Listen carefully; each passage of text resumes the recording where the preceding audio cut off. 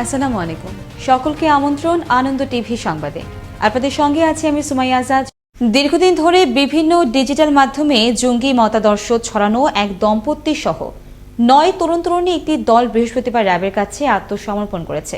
রাজধানীতে র্যাব সদর দফতরে স্বরাষ্ট্রমন্ত্রী আসাদুজ্জামান খান কামাল ও পুলিশের মহাপরিদর্শক ডক্টর বেনজির আহমেদের উপস্থিতিতে তারা আত্মসমর্পণ করেন। এ সময় তাদের পুনর্বাসনের জন্য বিভিন্নভাবে সহায়তা করা হয়। কুমিল্লার হোমনা মেঘনা উপজেলার দিনভর নৌপথে চাঁদাবাজি, চুরি, ডাকাতি ও মাদকমুক্ত করার লক্ষ্যে পুলিশের বিশেষ অভিযান পরিচালনা করেছে পুলিশ।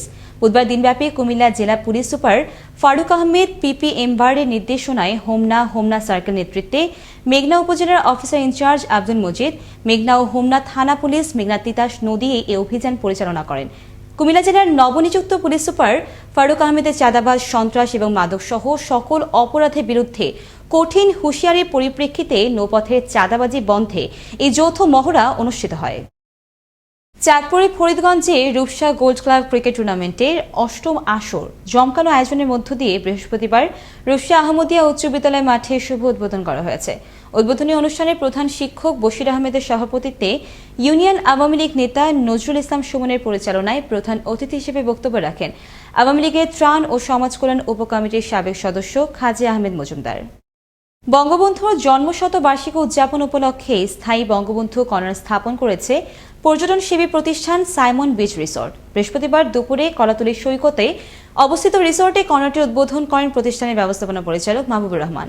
1969 সালের হোটেল সাইমনে বঙ্গবন্ধু শেখ মুজিবুর রহমানের সম্মানে আয়োজিত ক্যান্ডেল লাইট ডিনার এবং তত সময়ে সৈকত এলাকা পরিদর্শনের একাধিক ছবি প্রদর্শন ও পর্যটকদের জন্য উন্মুক্ত করা হয়েছে। পরে কেক কেটে মুজিব শতবর্ষ ও সাইমন বিচ রিসোর্টের 6ষতম প্রতিষ্ঠা বার্ষিকী উদযাপন করা হয়। পৌরসভার তৃতীয় ধাপে নির্বাচন 30শে জানুয়ারি।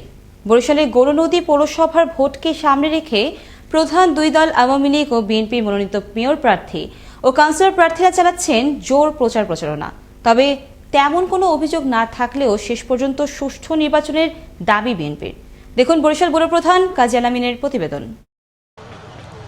বরিশালের গৌরনদী পৌরসভা নির্বাচনে মেয়র পদে 2 জন, কাউন্সিলর পদে 29 জন, সংরক্ষিত নারী আসনে 8 জন প্রতিযোগিতা করছেন।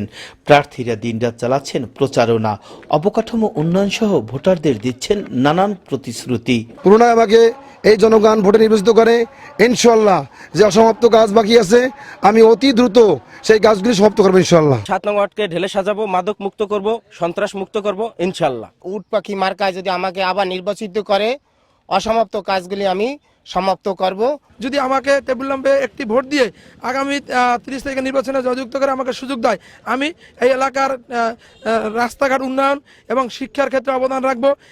প্রচারণা কম থাকলেও নির্বাচনের বর্তমান পরিস্থিতি নিয়ে সন্তুষ্ট বিএনপি প্রার্থী। 30শে জানুয়ারি নির্বাচনের দিন পর্যন্ত এভাবে পরিবেশ পরিস্থিতি ভালো থাকে, তাহলে আমার বিশ্বাস যে যারা ভোট দিবে তারা ভোট কেন্দ্রে যাবে এবং তারা তাদের সঠিক ভোটটি সঠিকভাবে দিতে পারবে। তবে উন্নয়নের ধারা বজায় রাখতে সাধারণ জনগণ নৌকা মার্কায় ভোট দিয়ে আবারও নির্বাচিত করবে জানিয়েছেন ক্ষমতাসীন আওয়ামী লীগ মনোনীত প্রার্থী পৌর মেয়র হারিসুর রহমান। ইনশাআল্লাহ জনগণ 30শে জানুয়ারি কেন্দ্রে যাবে, সকল জনগণ ঐক্যবদ্ধভাবে সারিতে দাঁড়িয়ে একে একে ভোট কেন্দ্রে ঢুকবে এবং তারা তাদের বিবেকের রায় বের দিয়ে নৌকা প্রতীককে বিপুল ভোটে বিজয়ী করবে ইনশাআল্লাহ। এই পৌরসভায় প্রায় 33,000-এর বেশি ভোটার ভোট অধিকার প্রয়োগ করবেন। তবে ভোট প্রদানের মাধ্যমেই যোগ্য প্রার্থী নির্বাচিত করতে চান সাধারণ ভোটাররা। কাজী আলামিন, আনন্দ টিভি, গৌরনদী পৌরসভা, বরিশাল। আসন্ন পৌরসভা নির্বাচনে মাদারীপুরের কালকিনিতে আওয়ামী লীগের দলীয় মনোনয়ন পেয়েছেন আওয়ামী লীগ নেতা SM হানিফ। বুধবার কেন্দ্রীয় আওয়ামী লীগ অফিস থেকে ঘোষণা দেওয়া হয়। এদিকে তাকে মনোনয়ন দেওয়ার খবরে নেতাকর্মী সমর্থকরা পৌর এলাকার বিভিন্ন স্থানে আনন্দ মিছিল করে প্রধান সড়ক প্রদক্ষিণ করেন। এ সময় নেতারা পৌর এলাকার বিভিন্ন হাটবাজারে মিষ্টি বিতরণ করে।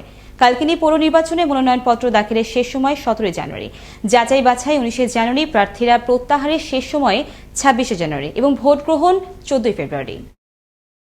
আশুলিয়া চালককে হত্যা করে অটোরিকশা ছিনতাইয়ের ঘটনা ঘটেছে। খবর পেয়ে অটোরিকশা চালকের মরদেহ উদ্ধার করেছে পুলিশ। বৃহস্পতিবার সকালে আশুলিয়ার কাইছাবাড়ি এলাকায় আঞ্চলিক সড়কের পাশে পরিত্যক্ত মাঠ থেকে তার মরদেহ উদ্ধার করা হয়। প্রাথমিকভাবে পুলিশের ধারণা অটোরিকশার জন্য তাকে হত্যা করা হয়েছে। এই ঘটনায় নিহতের স্বজন বাদী হয়ে আশুলিয়া থানায় হত্যা মামলা দায়ের করেন। এই ছিল এখনকার মতো। আনন্দ টিভির সংবাদ দেখুন প্রতিদিন বিকেল 5:30 এবং রাত 9:30। করোনা থেকে আপনি এবং আপনার পরিবারকে সুরক্ষিত রাখতে স্বাস্থ্যবিধি মেনে চলুন। আনন্দ টিভির সঙ্গে থাকার জন্য সকলকে ধন্যবাদ।